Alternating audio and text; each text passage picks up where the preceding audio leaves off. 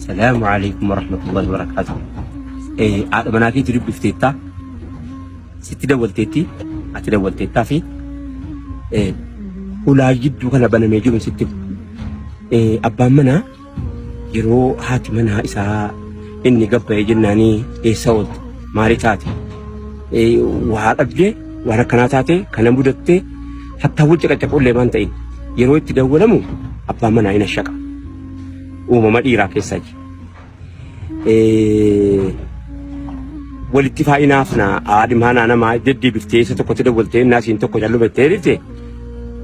كان كيكي ستلالتا إسي سنة كيستي هذا مناكيتي كيستلالتا هذا مناكيتي إنه سندي بفتي قلبي سيبراك باتشو كنا تغرسيسا كوني مون نياسف نوفي منا غبيسا منا يبيسا يادا إيريسا نما فاقيسا أبدي ستي هورا أبدي أبدا في الموت أو ستي هورا وبناك أبدي قلبي سيكي سنجرا جيتشو ستي هورا mana wanni gabbisu keessa amma baniinsin jiru waan tokko rakkoon jiru qilleensi seenu jechuudha isiniif bilbila walii bilbilaa jiru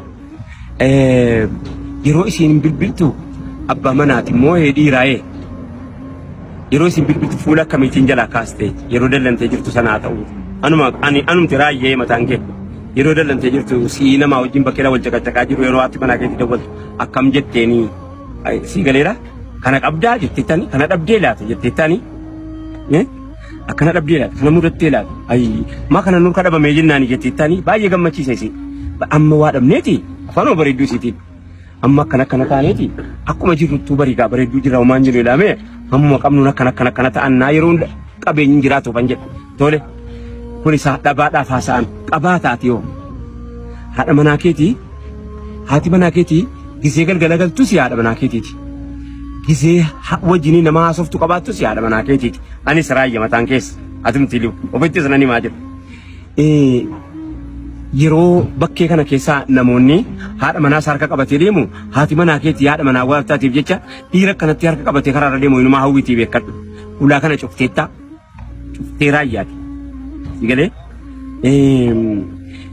yeroo wajjin jireenyaas bar yeroo wajjin haasa'uus yeroo shuuraa gochuus ilma qofaaf haadha ta'uuf haadha manaa qofaaf haadha manaa ta'uuf siif haadha manaa ta'uu warra ta'uu qofitti miti maasaan karaa wajjin ilaa yeroo garii laaqanaa feeranii wajjin ta'anii nyaatanii haasa'uun hin jiru manan gabbisu hin bareechu wallahi hin bareechu kennanii fudhachuu wanti jedhamu wayin jiru yaada kennitee keen fudhattu ittiin loltuu jubbaasa sii qaalitti diinana kottuu mimee galeetanii kottuu mimee jettee ilaa kana siifachee jettee ittiin haasoftu kanaaf bakki jiramuu fi akki jiramu adda globalizationin adda addunyaan akkisitti jirtu ati manaa keetii as teessee Faransaay jirti beekan ati manaa keetii ati kophaa galta malee isin nama miliyoonii tokko wajjin galaa jirti beekan ati yoo inninis nama miliyoonii tokko wajjin galaa jira waan inni akkamitti simattaati yeroo simattu akkamitti uffata yeroo simattu uffata abbaan manaa qofti haadha manaa irratti arguu hawwutu jira kalarii haati manaa kararii abbaan manaa haadha manaa irratti arguu hawwutu jira ati yoo akka kana filatteettaa fi yoo hin filatini filadhu kama ammas hin qaqqabaa guyyaan hin diine yeroon hin diine kun mana gabbisa mana yabbisa salaamu alaykum warahmatullahi wabarakatuh